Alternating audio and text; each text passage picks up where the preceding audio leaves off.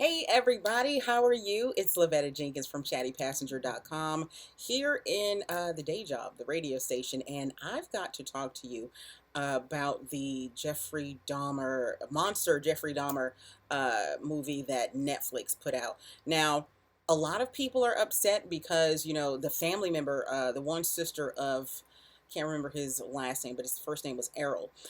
Errol's sister is saying that she wasn't contacted and nobody told her about the her portrayal in the movie, and she said it was quite traumatizing seeing a woman who looked like her, sounded like her, was dressed exactly like her, going through the motions that she went through in open court. So let's get into that a little bit. When you're talking about stories like this, they don't always have to tell you, which stinks, they don't always have to tell you when your character and likeness and name is being used in a story, simply because these are historical facts, and it was in court transcripts and things like that.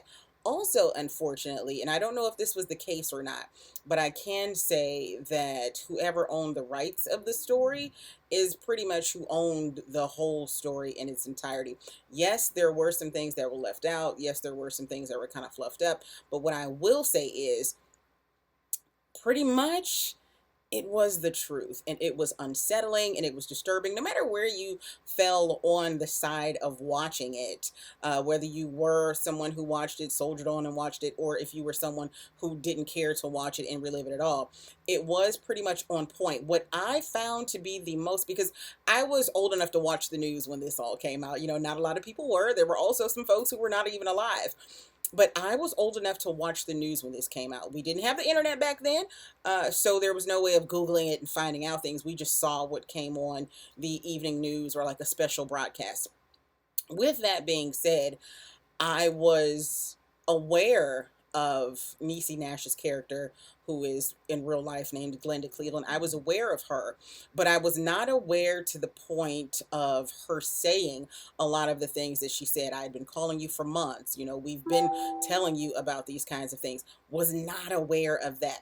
Do excuse me if you hear some type of sounds.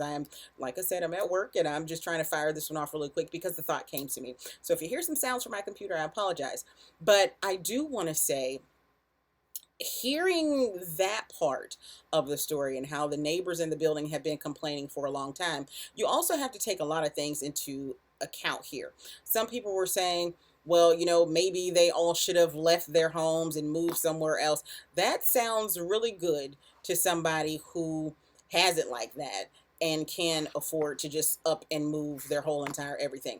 That sounds really good for somebody who, has a lot of money and can do those kind of things. For some people, it's not like that at all. Some people have to stay where they have the finances to stay. Some people have to stay wherever is convenient for them with their job. We don't know anybody's financial status at that point, but what we do understand is that those people were staying there for a reason. Trust me, if they could up and leave, they would have. But I saw this clip of Glenda Cleveland, and I wanted to show it to everyone else. So check it out.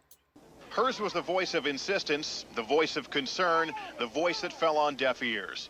Tonight, Glenda Cleveland relives the frustration of being shut out by a police operator as she insisted the person being beaten was a child. When I say what I have to say and I know it to be true, I don't feel that I have to constantly keep repeating myself. And I think that can be said for everyone.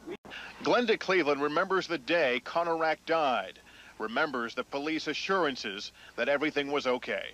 Did you start to doubt yourself? I must admit I did. I did. But do you feel they let that boy down that night? Yes, they did. Yes. Yes, he was definitely let down. He was let down as low as he could get. And that was to his grave. He can't get much lower than that. All right, now after seeing that, do you feel any different about what went on? Let's talk about this. Let's have a whole discussion. Do you feel any different about this? And about who's really to blame? She had been complaining, and all of her complaints, every last one, fell on deaf ears. We do know that Jeffrey Dahmer was the actual killer, but who else is to blame in this situation? Because it's more than just him.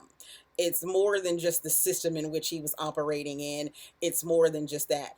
I do know that some of the officers were able to retire, high honors and all that kind of stuff. But there's a lot of blame to be placed in a lot of places along this track, and I feel as if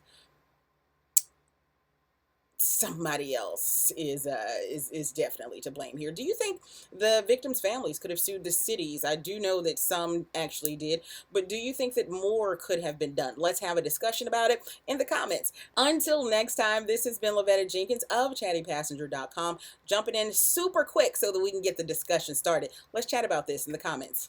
Bye.